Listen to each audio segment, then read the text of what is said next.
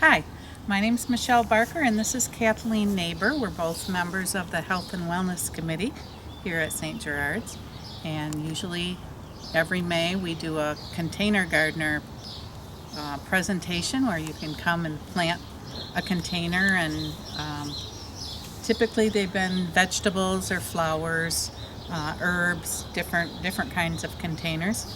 We were unable to do that this year, so we decided to just do a little garden tour here at my house, which has been a garden in process for 25 years or so. So I think the first thing that you have to pay attention to when you're wanting to plant a garden or a pot of any kind, flowers or herbs, you want to look at the sun and shade requirements. And here in my front yard it's quite shady most of the time, so I have planted most things that kind of can do well in shade. My window boxes are a little more sunny. They get some sun during the day. The one in the corner gets shade, so I have a little different planting there. And you can change things out. I had tulips growing all along the front here, and I've now changed those out for the little New Guinea impatiens, which are shade loving. In the spring the tulips get lots of sun because the tree isn't budded out yet. Yeah, maybe we can come over here and look at my barrels over here that I always plant the same. I've discovered something that I really like, so I just do this every year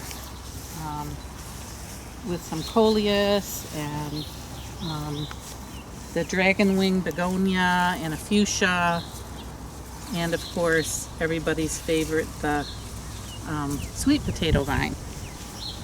That does really good in shade. Actually even gets sun here and does okay with a little bit of sun too.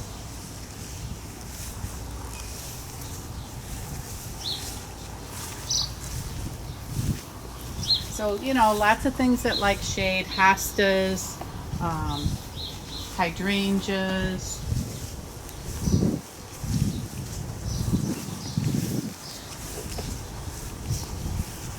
ferns. My fern on the porch I take inside during the winter and put it back out.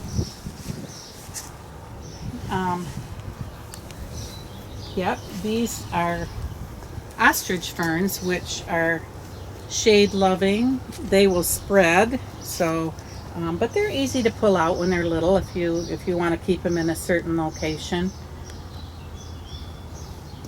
You can plant most of the plants that you see in my window boxes are annuals. That means you have to plant them here in Michigan every year. They don't last through our cold winters. Perennials are plants that will come back year after year, that you see mostly planted in the ground. But this year I actually planted some perennials in this pot for something a little different. And then in the fall I'll take them out and put them in the ground for next year. How often do you need to water your flowers in the shady areas of the garden? When they're in the shade, not as much. But if there's a lot of heat, if it's very hot outside, you almost have to water them every day, especially when you first plant them. The dirt dries out pretty quickly, so you do have to water, especially in the smaller containers.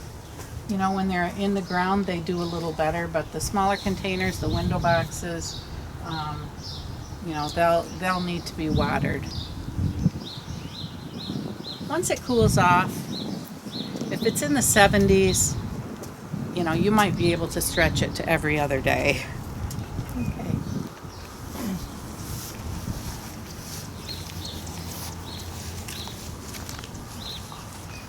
We'll go around to the backyard in my side here, which it's just kind of been in progress over the years. In fact, it's even been like a nursery for some plants that I'm given. I'll stick them in the ground and not know what I'm going to do with them till, to find a place for them later. Michelle, maybe you could quickly show them your wisteria, which is such a beautiful centerpiece. This is wisteria growing here on this arbor, which I planted as a new gardener probably 25 years ago on this trellis, which is pretty strong, but wisteria is very woody, and it is very strong. It will wrap around what it's growing on, and so you want to have a really strong, either a metal or a very strong wooden trellis. It's beautiful purple flowers, although this year we had the frost, and so when it was budding, I think I lost a lot of the flower buds. So right now it's just starting to leaf out. The flowers come first on this, and then the leaves will grow. This is another favorite shady plant of mine, Fuchsia, which I love, Fuchsia, and it seems to be happy in this spot. Another one that you have to kind of water. But I like the hostas and the ferns. The stilby is another shade-loving plant. And the coral bells. This is a oak leaf hydrangea, which probably won't stay here. I was given that when it was a baby, and it will get a lot bigger, so I'm probably going to be moving that to a bigger spot eventually.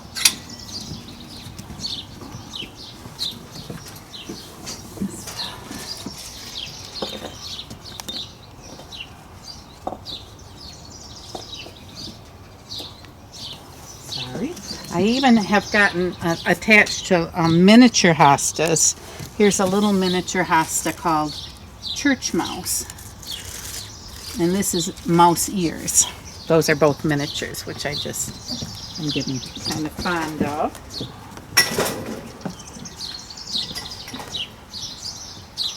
Hostas can grow in multitude of sizes, so you want to pay attention to how big the hosta is going to grow, for the place that you're going to be putting it. These are kind of new, and that one's a giant one, so that will get really big.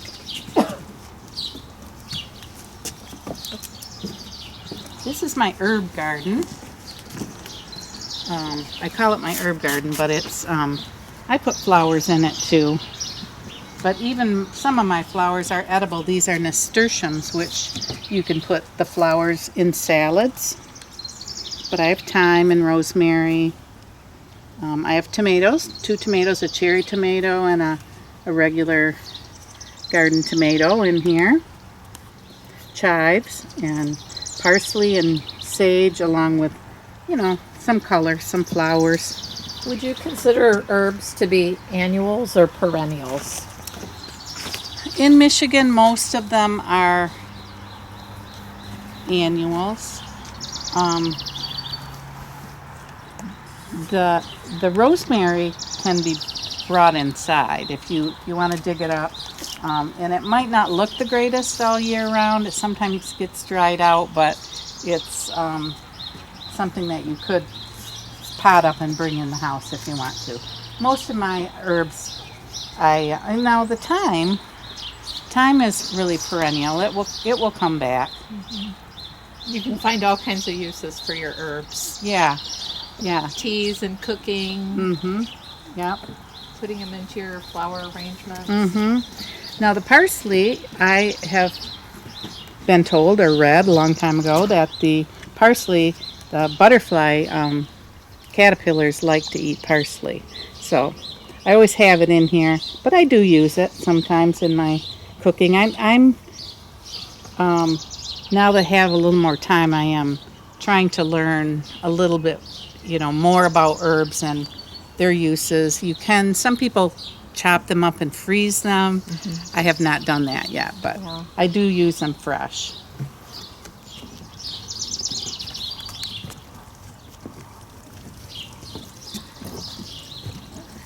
And this is my, flower garden, kind of evolving. I just got a water feature this year set up, and that's kind of calming when you're sitting outside listening to that bubbling water. Your peonies are spectacular right now. Thank you. They just started to bloom at the end of the week, and they're, as you can see, they don't last a long time. It seems like I wish peonies could last a little longer, but We picked a great day for the tour. yeah.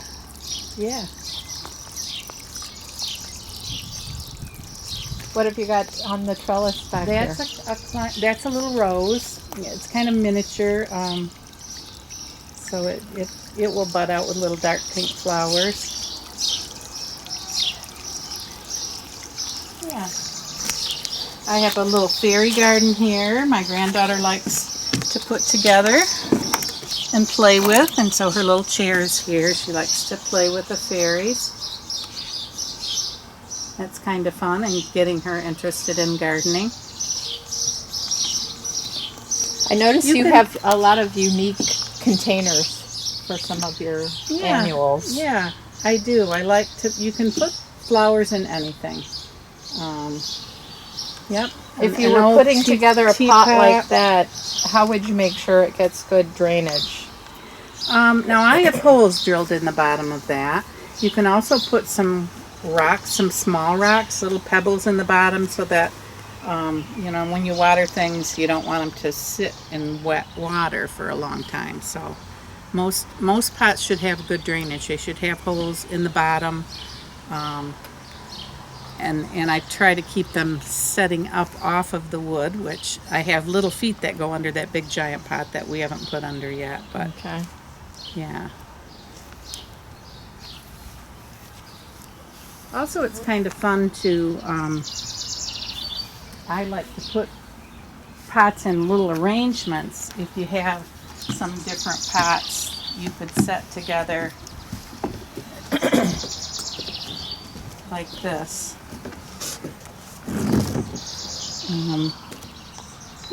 Just creating different textures with your pots. And This is kind of another herb pot that I have mint in.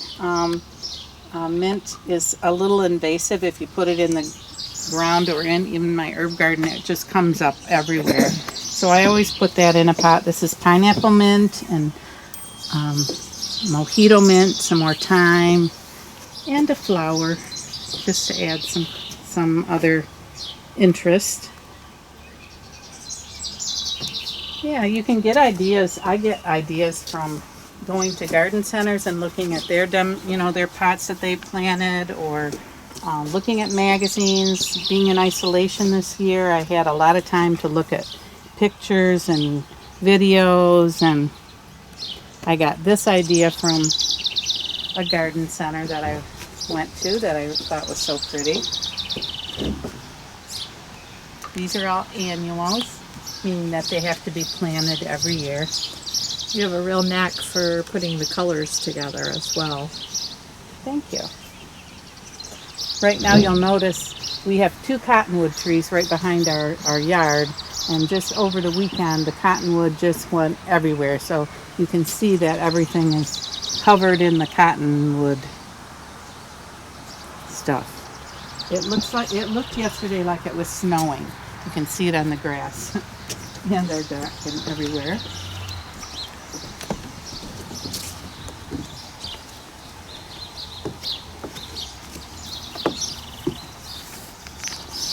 This is a bed that has been here for a while. I mean, we've had plants here, but we really haven't marked it off. And just this weekend, a couple of days ago, I got some more rocks and I kind of outlined it and made a big deep edge so that the grass won't grow in. These are all perennial plants. That means they come up every year. We just divided a grass into 2, so now we had one in the corner there. And this is the north side of the house, so it's pretty shady. Out here it gets a little more sun, but those in the back get shade mostly. What do you do about fertilizer for all of these, the varieties that you have? Yeah, I'm starting to become more of a proponent for fertilizer. I always bought the fertilizer potting soil that had the 3 months, worth of fertilizer, long acting. But have been told that that's really not enough for our annuals in our growing season here in Michigan. So I use a water, a fertilizer like Miracle Grow or Proven Winners or any kind of fertilizer that you can mix with water and hook it to your hose or just in a pitcher and pour it into your containers. That's what I've been doing. And when I plant something new, I use a granular fertilizer in the soil when I'm planting it. So just sprinkle it into the soil. Mm-hmm. Okay. How about over here? You've got a lot of bird don't look feeders. too closely at this back corner because it is in bad need of work. But it's a beautiful shade garden. In the spring, I have Virginia bluebells and just a lot of pretty things that come up. I have a lot of the fern, so I can give you some more of that. Yep, this is my bird feeding area, so I can see my birds through my my living room there. This year I've been really trying to attract Baltimore Orioles, which I have, and I have a pair of them. I think it's a pair. I see a female and a male, and I use suet, a couple of containers of suet and black oil sunflower seed and the thistle for the little finches and chickadees, and so we have a lot of birds. How do you prevent feeding the squirrels? I haven't yet. Okay. Especially with this fence here, it's impossible because they can just crawl up the fence and hang on to my feeders, and yeah. So we've been talking about making maybe a squirrel feeder with some corn or something to try and keep them a little. But I have dogs that like to use them as a hobby to chase the squirrels away, and and I do have that big vine there. It's called a Kiwi Vine.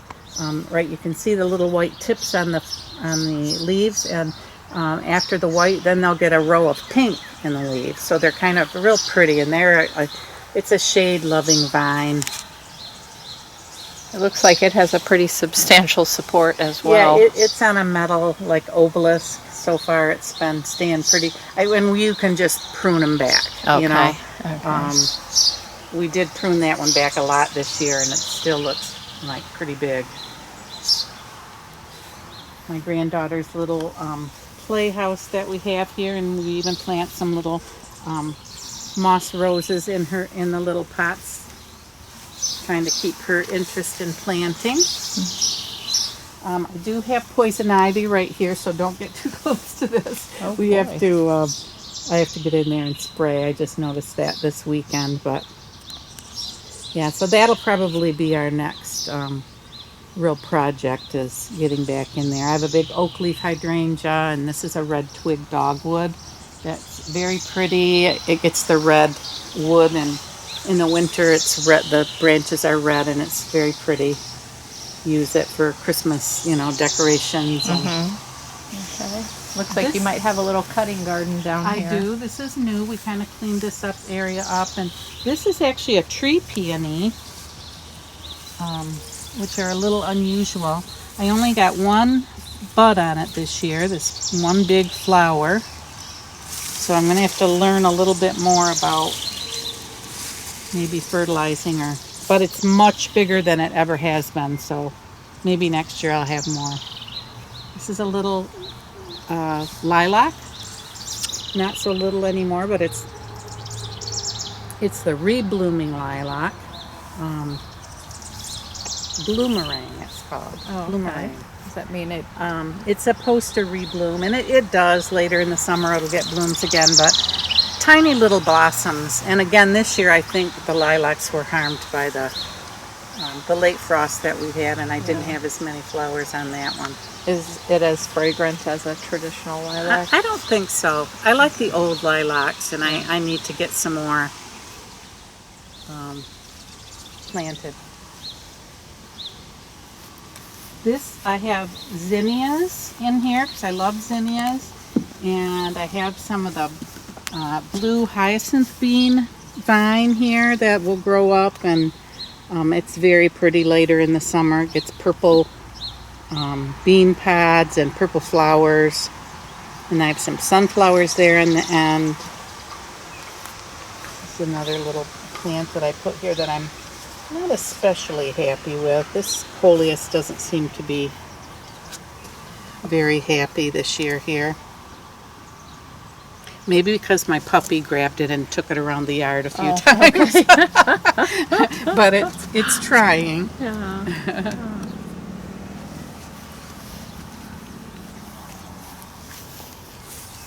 I do have a trumpet vine there that goes into the park. I love vines. I'm babying along several clematis, and I have morning glories growing on the trellis. So that's one of my favorite is the vines. So okay, so I hope you enjoyed my garden, and if you have any questions, you could maybe send them, to us at St. Gerard, and we'd be happy to answer them. We also have some resources that will be available at the end of the video. We'll incorporate, there's a brief PowerPoint that has some resources from MSU Extension Office.